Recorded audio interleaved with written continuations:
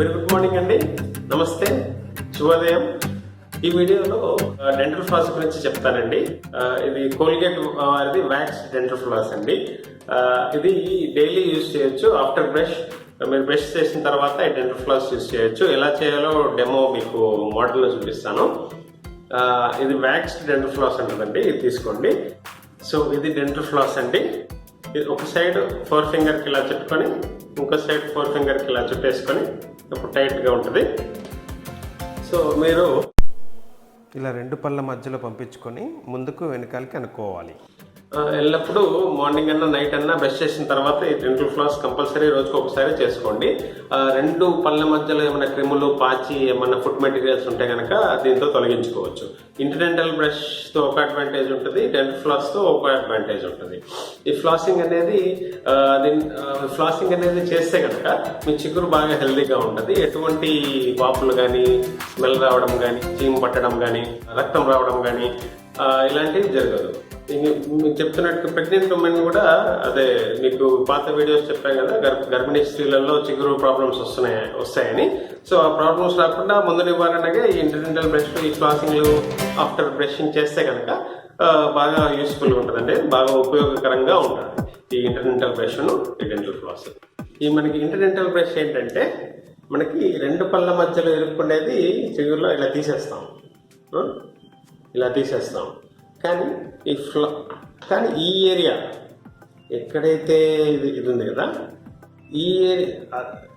ఈ ఏరియాలో ఈ బ్రష్ అనేది పోదు, ఇంటర్డెంటల్ బ్రష్. అప్పుడు ఇది ఈ థ్రెడ్ మనకు పనికొస్తుంది అనమాట క్లీన్కి. మొత్తం 2 పళ్ళ మధ్యలో ఉన్న సర్ఫేస్లలో ఏమన్నా క్రిములు కానీ, ఏమన్నా చిన్న చిన్న పాచి పదార్థాలు కూడా దీంతో ఈ థ్రెడ్తో, డెంటల్ ఫ్లాస్తో క్లియర్ అయిపోతుంది. బ్రష్ మాత్రం 2 పళ్ళ మధ్యలో ఈ ట్రయాంగిల్ స్పేస్ మధ్యలోనే వెళ్తుంది. ఏమన్నా ఫుడ్ పార్టికల్స్ ఇరుక్కుంటే, ఫైబర్ ఫుడ్ ఏమైనా ఉంటే ఇరుక్కుంటే పోతుంది. కానీ దీంతో ఈ ఫుడ్ మెటీరియల్ కూడా పోతుంది, కానీ ఈ 2 పళ్ళ మధ్యలో ఉండే ఈ ఏరియా దాంట్లో కూడా మొత్తం క్లీన్ చేస్తాం అన్నమాట. సో దీంతో చిగురులో ఉన్న క్రిములు క్లీన్ చేసే అడ్వాంటేజ్ ఉంది, ప్లస్ 2 పళ్ళ మధ్యలో ఉన్న గ్యాప్ ఏరియాలో కూడా ఈ ఫ్లాస్ క్లీన్ చేసే ఆస్కారం. డైలీ బ్రష్ తర్వాత ఈ ఫ్లాసింగ్ అనేది ఇంపార్టెంట్. సో ఇది డెంటల్ ఫ్లాస్ అండి, వ్యాక్స్డ్ డెంటల్ ఫ్లాస్ అంటారు. 25 మీటర్స్ది తీసుకోండి, కోల్గేట్ కంపెనీది ఉంది. మనం ఇలా ఓపెన్ చేసేసి ఇక్కడ థ్రెడ్ ఉంటుందండి.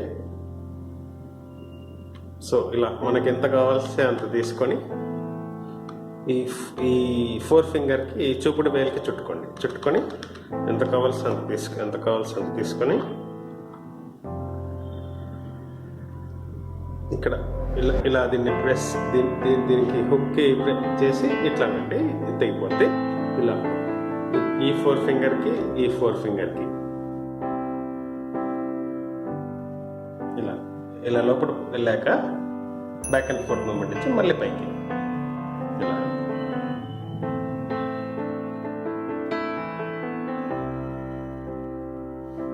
ఇక్కడ గ్యారంటీ వెళ్తుంది, ఇలా వెళ్ళిపోతుంది.